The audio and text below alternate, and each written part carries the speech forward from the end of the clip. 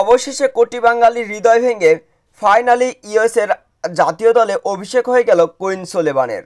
Sullivan brothers এই queen Sullivan এবারে ইউএসের আন্তর্জাতিক দলে প্রথমবারের মতন অভিষেক হয়েছে। যেই সুলেভানকে নিয়ে অবশ্য বাংলাদেশি ভক্ত সমর্থকরা অনুমোদনার একটা তুঙ্গে ছিল। সকলেই অবশ্য কুইন সুলেভানকে নিয়ে আশা বেঁধেছিলেন বাংলাদেশ জাতীয় ফুটবল দলে খেলবেন কুইন সুলেভান এবং বাংলাদেশ ফুটবলকে নিয়ে যাবেন অন্যান্য এক উচ্চতায়। বাংলাদেশি বংশোদ্ভূত কুইন সুলেভান কাভান সুলেভানকে নিয়ে অবশ্য বেশ আলোচনা সমালোচনা চলছিল সোশ্যাল মিডিয়াতে।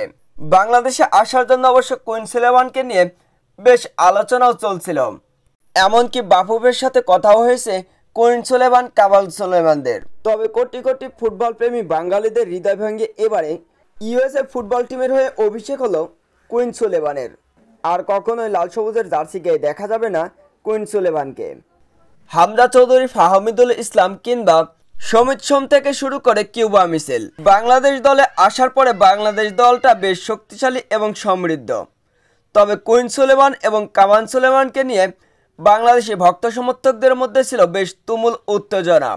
সকলেই ভাবছিলেন যদি কাভান সুলেভান কিংবা কুইন সুলেভান বাংলাদেশ জাতীয় দলে আসতে পারে তাহলে বাংলাদেশ জাতীয় দলের একেবারে দিনটাই পাল্টে যাবে, রঙিনে রঙিনে হয়ে যাবে বাংলাদেশ ফুটবল দল।